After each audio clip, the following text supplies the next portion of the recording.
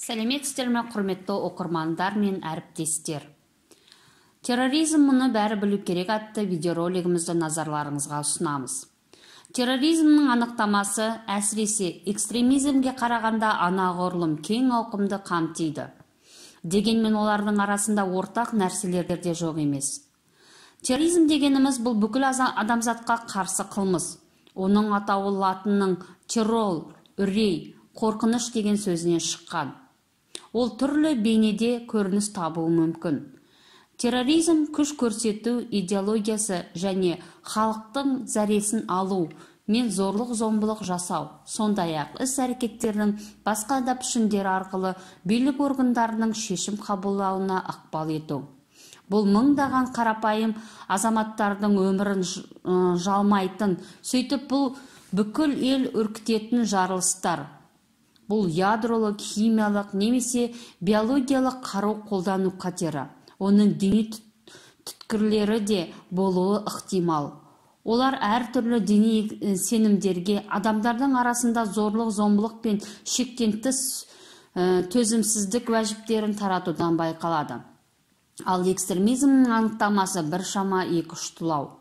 Дегенмен экстремизмге жекелеген адамдардың, топтардың, азаматтардың құқықтары мен бостандықтарына қарсы бағытталған шетін көзқарастар мен іс-әрекеттер болу деген анықтама беруге болады. Зорлық-зомбылыққа, бейбастақ іс-әрекет пен тәртіпсіздіктерге және тағы басқа шақыру азаматтардың құқықтарына, олардың өмірі мен денсаулығына қауіп төндіреді. Осының бәрі экстремизм қатарына жатқызылады. Терроризм бір күнде пайда болған жоқ. Ол қай заманда да түрлі пішінде де болатын. Бірақ қазіргі ғылым мен техникалық ақпараттардың, технологиялардың қашықтап дамуына орай оның ауқымы, қарқыны және қоғамға ықпалы бұрынғыдан сандаған есе өсіп ұлғайып келеді. Терроризм 21 ғасырдың асқынған проблемасы.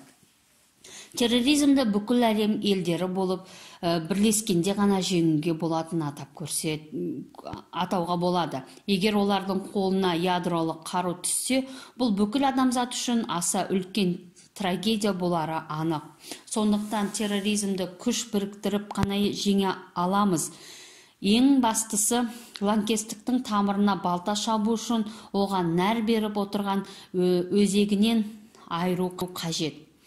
Терроризм Қазақстан мен Орталық Азия үшін де қауіпті. Қазіргі кезде Қазақстан көптеген халықаралық ұйымдардың, оның ішінде ұжымдық қауіпсіздік туралы шарт ұйымдарының құрамына өңірлік қауіпсіздік мәселелерін үнемі көтеріп келеді. Осы ұйымдарға келетін мемлекеттердің арнайы қызметкерлері бірлесіп, нақты шешімдер әзірлеуде. Өйткені күш біріктірген кезде ғана қауіптің алдын алуға болатыны түсінетін уақыт жетті. Назарларыңызға рахмет.